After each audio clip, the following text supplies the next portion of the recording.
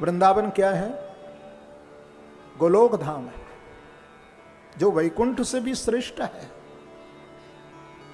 गोस्वामी जी कहते हैं कि वृंदावन वैकुंठ को तोलो तुलसीदास, गरुओ भू पर रहो और हलको गयो आकाश। भारी जो वस्तु होती है वो झुक जाती है और हल्की वस्तु ऊपर उठ जाती है। गोस्वामी तुलसीदास जी एक दिन वैकुंठ और वृंदावन को तुलनात्मक जब अध्ययन करने लगे तो गोस्वामी जी ने यह दोहा लिखा कि वृंदावन श्रेष्ठ है या वैकुंठ।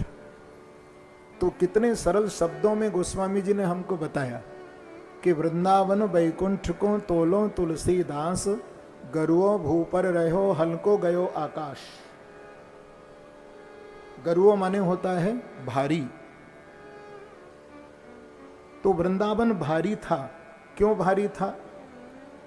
इसलिए भारी था कि वृंदावन में राधा कृष्ण श्री बांके बिहारी विराजमान हैं, अपने नित्य विहार करते हैं। जहां स्वयं प्रभु विराजमान थे, नित्य विहार स्थली श्री कृष्ण राधा की है। तो वृंदावन भू पर रहो और हल्को गयो आकाश, इसमें कोई तत्व नहीं। तो उठ करके आकाश में चला गया।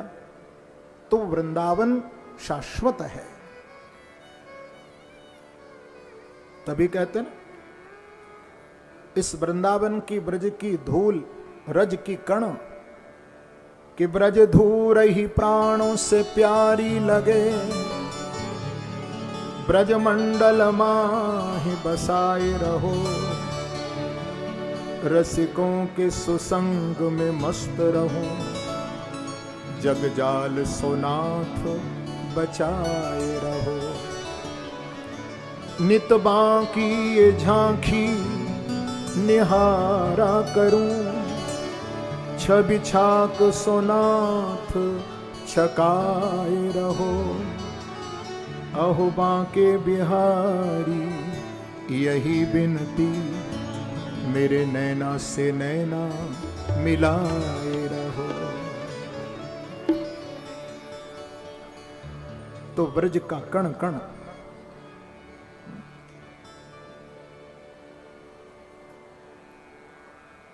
ऐसा कहा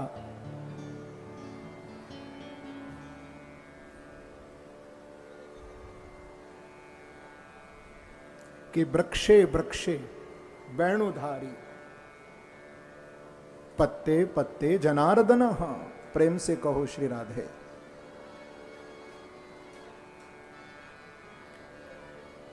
ब्रज के वृक्ष वृक्ष में साक्षात वेणुधारी श्री कृष्ण बैठे हैं। वृक्षे वृक्षे वेणुधारी, पत्ते पत्ते जनार्दना। ब्रज के पत्ता पत्ता पर साक्षात विष्णु बैठे हैं और ब्रज के उस वृक्ष में साक्षात मेरे कृष्ण मेरे बांके बिहारी बैठे हैं। वृक्षे वृक्षे वेणुधारी। तो जो वृंदावन भैया शाश्वत है, जिस वृंदावन में आप जाते हैं तो ठीक है, आपको आंखों से वृंदावन का दर्शन होता है, वहाँ भी ईंट पत्थर के सब आपको मकान सब दिखाई देते हैं, वो सब ठीक है। लेकिन एक बात ध्यान रखना, उसमें आप कोई भौतिक दृष्टि नहीं रखना। आप जब वृंदावन में जाएं तो यही भाव रखना कि ये तो हमारे प्रिया प्रीतम के नित्य विहार स्थली है, भूमि वही है। चाहे उस पर कोई बिल्डिंग खड़ी हो जाए वो अलग प्रश्न है, लेकिन वृंदावन तो वही है, वो शाश्वत है। तो सत माने वृंदावन और चिद माने कृष्ण जो स्वयं ज्ञान है। और आनंद कौन है? आनंद रूपी है गोपियां। तो जहां पर वृंदावन हो जहां कृष्ण हो और जहां गोपियां हो, जहां सत भी है, जहां चित भी है और जहां आनंद भी है, तो भैया वहां पर तो फिर रास का होना तो परम आवश्यक ही होता है। वहां तो रास होगा ही। हाँ? भगवान सुखदेव जी महाराज कह रहे हैं कि भगवान पिता रात्रि शरदोत्फुल्ल मल्लिका भिक्षरन्तुं मनश्चक्रे योग मायामुपाश्रितः।